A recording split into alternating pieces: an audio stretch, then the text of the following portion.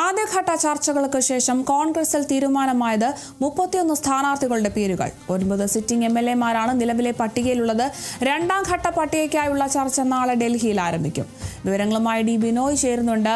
ബിനോയ്, ഇപ്പോൾ ആദ്യഘട്ട ചർച്ചകൾക്ക് ശേഷം കോൺഗ്രസിൽ 31 സ്ഥാനാർത്ഥികളുടെ പേരുകളിലാണ് ഇപ്പോൾ തീരുമാനമായിരിക്കുന്നത്.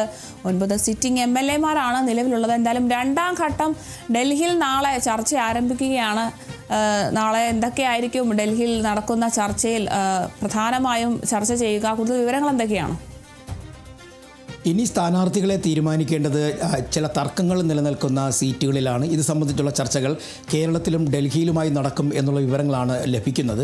പ്രത്യേകിച്ചും സിറ്റിംഗ് MLA-മാരിൽ എൽദോസ് കുന്നപ്പള്ളിയെ ഒഴിവാക്കി ബാക്കിയുള്ളവർക്കെല്ലാം തന്നെ മത്സരിക്കാൻ അവസരം നൽകിയിട്ടുണ്ട്. നേരത്തെ തന്നെ രാഹുൽ മാങ്കൂട്ടത്തിനെ ഒഴിവാക്കിയിരുന്നു. അങ്ങനെ MLA-മാരുടെ കൂട്ടത്തിൽ 3 പേരായിരിക്കും ഇത്തവണ മത്സരരംഗത്ത് ഇല്ലാതിരിക്കുക. പ്രധാനമായും കെ ബാബു നേരത്തെ തന്നെ അദ്ദേഹത്തിൻ്റെ ആരോഗ്യ പ്രശ്നങ്ങൾ ചൂണ്ടിക്കാണിച്ച് പാർലമെൻ്ററി രംഗത്ത് നിന്ന് മാറുകയാണ് എന്ന് അദ്ദേഹം പറഞ്ഞിരുന്നു. ഇപ്പോൾ ഇനിയുള്ള ബാക്കിയുള്ള സീറ്റുകളിലെ ചർച്ചകളാണ് പുരോഗമിക്കുന്നത്. പ്രത്യേകിച്ചും പല മേഖലകളായി തിരിച്ചായിരുന്നു. കാരണം ഇതിലിനി സംവരണ സീറ്റുകളിലേക്കും ഒപ്പം തന്നെ പൊതു താല്പര്യം കണക്കിലെടുത്തുകൊണ്ടുള്ള സീറ്റുകളിലേക്കുമൊക്കെ ആരെയൊക്കെ മത്സരിപ്പിക്കണം എന്നുള്ള കാര്യത്തിലേക്ക് ഒരു അന്തിമ തീരുമാനത്തിലേക്കാണ് ഇനി പാർട്ടി കടക്കേണ്ടത്.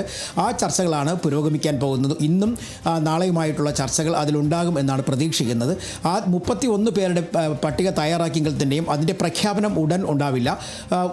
തെരഞ്ഞെടുപ്പ് പ്രഖ്യാപനത്തിന് തൊട്ട് പിന്നാലെ മാത്രമേ സ്ഥാനാർത്ഥികളുടെ പ്രഖ്യാപനം ഉണ്ടാവുകയുള്ളൂ. എങ്കിൽ തന്നെയും ഈ പട്ടികയിൽ 31 പേരുടെ പട്ടികയിൽ മുതിർന്ന നേതാക്കന്മാരെല്ലാം ഒട്ടുമിക്ക മുതിർന്ന നേതാക്കന്മാരും ഉൾപ്പെട്ടിട്ടുണ്ട്. കെ മുരളീധരനും ഒപ്പം തന്നെ ബൽറാം ഉൾപ്പെടെയുള്ളവർ ഈ പട്ടികയിലുണ്ട് എന്നുള്ള വിവരങ്ങളാണ് ലഭിക്കുന്നത്. അതേസമയം ഇനി പ്രധാനപ്പെട്ട ജില്ലകളുണ്ട്. അതിലെ മണ്ഡലങ്ങളുമൊക്കെ ഉണ്ട്. കോഴിക്കോടുണ്ട്, കണ്ണൂരുണ്ട്. കണ്ണൂരിലാണ് ഇപ്പോൾ ഒരു പ്രതിസന്ധി നിലനിൽക്കുന്നത്. കെ സുധാകരന് മത്സരിക്കണം എന്നൊരു താല്പര്യം നേരത്തെ തന്നെ ഹൈക്കമാൻഡിനെ അറിയിച്ചിരുന്നു. പക്ഷേ ഇതുമായി ബന്ധപ്പെട്ട ഹൈക്കമാൻഡ് ഒരു അന്തിമ തീരുമാനത്തിലേക്ക് എത്തിയിട്ടില്ല. കാരണം MP-മാരും തന്നെ മത്സരിക്കേണ്ട എന്ന നിലപാടാണ് ഹൈക്കമാൻഡ് സ്വീകരിച്ചിരിക്കുന്നത്. അതുകൊണ്ട് തന്നെ കെ സുധാകരനെ അനുനയിപ്പിക്കുന്നതിന് വേണ്ടിയുള്ള ശ്രമങ്ങൾ ഇപ്പോൾ ആരംഭിച്ചിട്ടുണ്ട്. പ്രത്യേകിച്ചും കെ സുധാകരൻ സ്വയം പ്രഖ്യാപിച്ച സ്ഥാനാർത്ഥി എത്തിയതിനെതിരെ KPCC അധ്യക്ഷൻ തന്നെ രംഗത്തെത്തിയിരുന്നു. അദ്ദേഹം വലിയ തരത്തിൽ വിയോജിപ്പ് അറിയിക്കുകയും ചെയ്തു. പിന്നീട് കെ സുരേന്ദ്രനെ അനുനയിപ്പിക്കുന്നതിന് വേണ്ടി മുതിർന്ന നേതാക്കന്മാർ ഇടപെട്ട് സംസാരിച്ചിട്ടുണ്ട്. ഒപ്പം കോന്നി നിയമസഭാ മണ്ഡലത്തിൽ മത്സരിക്കണമെന്ന് താല്പര്യം അടൂർ പ്രകാശ് മുന്നോട്ട് വെച്ചിട്ടുണ്ട്. എന്നാൽ ഇതൊന്നും തന്നെ പരിഗണിക്കേണ്ട എന്ന നിലപാടിലാണ് AICCയും ഹൈക്കമാൻഡും. അങ്ങനെയാണെന്നുണ്ടെങ്കിൽ MP-മാർ ഇത്തവണ മത്സരത്തിന് ഉണ്ടാകില്ല. പുതിയ സ്ഥാനാർത്ഥികളെ കണ്ടെത്തേണ്ടി വരും. ഇതിൽ പ്രധാനമായും ചില സീറ്റുകളിൽ ചർച്ചകൾ നിലനിൽക്കുന്നതും അല്ലെങ്കിൽ പ്രതിസന്ധികൾ നിലനിൽക്കുന്നതും ഒക്കെ തന്നെ പത്തനംതിട്ടയിലും അതുപോലെ തന്നെ ആലപ്പുഴയിലുമൊക്കെയാണ്.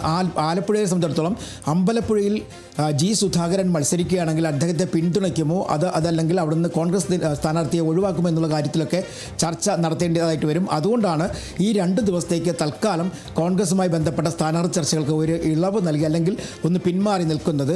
അതേസമയം നാട്ടികയിൽ കോൺഗ്രസിൻ്റെ സ്ഥാനാർത്ഥി മത്സരിക്കും എന്നുള്ളത് ഏകദേശം ഉറപ്പായി കഴിഞ്ഞിരിക്കുന്നു. CC മുകുന്ദനെ പിന്തുണയ്ക്കേണ്ട എന്ന നിലപാടാണ് ജില്ലാ കമ്മിറ്റി അറിയിച്ചിട്ടുള്ളത്. അങ്ങനെയാണെങ്കിൽ കോൺഗ്രസിൻ്റെ സ്ഥാനാർത്ഥി കൃത്യമായും നാട്ടികയിൽ മത്സരിക്കാനുണ്ടാകും. അങ്ങനെ ഏകദേശ ധാരണയിലേക്ക് കോൺഗ്രസ് എത്തിച്ചേർന്നിരിക്കുന്നു എന്ന് തന്നെ പറയാൻ കഴിയും.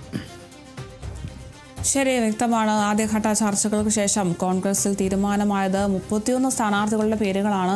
9 സിറ്റിംഗ് MLA-മാരാണ് നിലവിലെ പട്ടികയിലൊക്കെ ഉള്ളത്. എന്നാലും രണ്ടാം ഘട്ട പട്ടികയ്ക്കുള്ള ചർച്ച നാളെ ഡൽഹിയിലാണ് ആരംഭിക്കുക. കൂടുതൽ വിവരങ്ങൾ നൽകിയത് ഡി ബിനോയ് ആണ്.